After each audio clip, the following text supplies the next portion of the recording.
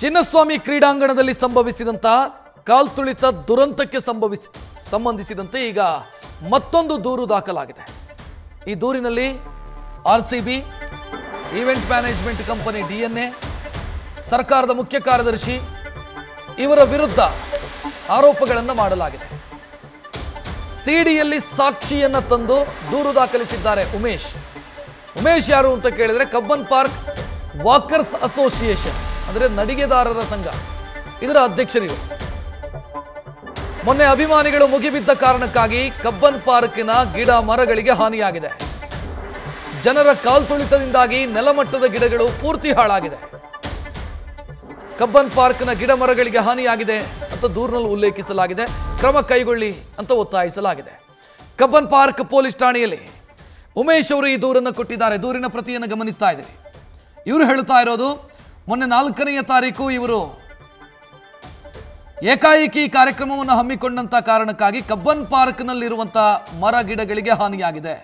ಇದಕ್ಕೆ ಕಾರಣ RCB ತಂಡ, KSCA ಮತ್ತು DNA, event management company DNA ಮತ್ತು ಸರ್ಕಾರದ ಮುಖ್ಯ ಕಾರ್ಯದರ್ಶಿ ಇವರ ವಿರುದ್ಧ ಕ್ರಮ ಕೈಗೊಳ್ಳಿ ಅಂತ ಅವರು ದೂರಿನಲ್ಲಿ ಒತ್ತಾಯಿಸಿದ್ದಾರೆ.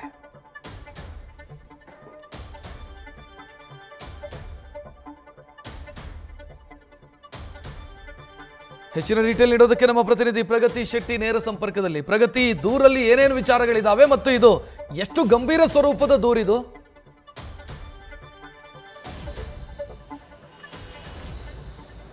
ರಕ್ಷತ್, ಈಗ ಕಬ್ಬನ್ ಪಾರ್ಕ್ನ ಪೊಲೀಸ್ ಸ್ಟೇಷನ್ಗೆ ಬಂದು ಕಬ್ಬನ್ ಪಾರ್ಕ್ ವಾಕರ್ಸ್ ಅಸೋಸಿಯೇಷನ್ನ ಅಧ್ಯಕ್ಷ ಆಗಿರುವಂತಹ ಉಮೇಶ್ ದೂರನ್ನು ಕೊಟ್ಟಿರುವಂತಹದ್ದು. ಅಂದ್ರೆ ವಿಧಾನಸೌಧದ ಮುಂಭಾಗದಲ್ಲಿ ಇರುವಂತಹ ಒಂದಷ್ಟು ಗಿಡಗಳೇನಿವೆ ಅವೆಲ್ಲವೂ ಕೂಡ ಹಾಳಾಗಿದೆ. ಅದರ ಜೊತೆಗೆ ಆ ದಿನ RCB ಪ್ಲೇಯರ್ಸ್ ಅನ್ನ ನೋಡೋದಕ್ಕೋಸ್ಕರ ಕಬ್ಬನ್ ಪಾರ್ಕ್ ಗೇಟಿನ ಮುಂಭಾಗದಿಂದ ಫ್ಯಾನ್ಸ್ ಎಲ್ಲ ಜಂಪ್ ಮಾಡ್ಕೊಂಡು ಬಂದಿದ್ರು. ಅದರ ಜೊತೆಗೆ ಬಾಲಭವನದ ಮುಖ್ಯ ದ್ವಾರದಲ್ಲಿ ಇದ್ದಂತಹ ಗೇಟು ಇದುವರೆಗೂ ಕೂಡ ಓಪನ್ನೇ ಆಗಿರಲಿಲ್ಲ.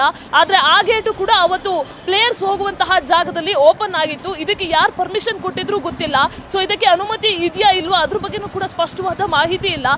ಬಸ್ ಹೋಗ್ತಾ ಇದ್ದಾಗೆ ಜನರಲ್ಲೂ ಕೂಡ ಜನರು ಕೂಡ ಅದರ ಹಿಂದೆ ಓಡೋಡಿ ಬರ್ತಾರೆ. ಸೊ ಈ ರೀತಿಯಾದಂತಹ ಚಿತ್ರಣ ಆ ದಿವಸ ಕಬ್ಬನ್ ಪಾರ್ಕ್ ಅಲ್ಲಿ ಕಂಡು ಬಂದಿದೆ. ಕಬ್ಬನ್ ಪಾರ್ಕ್ ಸಾಕಷ್ಟು ವರ್ಷಗಳಿಂದ ನಾವು ಅತ್ಯಂತ ಸ್ವಚ್ಛವಾಗಿ ಇಟ್ಟಂತಹ ಜಾಗ. ಆದ್ರೆ ಆ ದಿವಸ ಪ್ಲಾಸ್ಟಿಕ್ ಮತ್ತೆ ಕಸ ಇತರೆಲ್ಲ ವಸ್ತುಗಳಿಂದ ತುಂಬಿ ಹೋಗಿತ್ತು.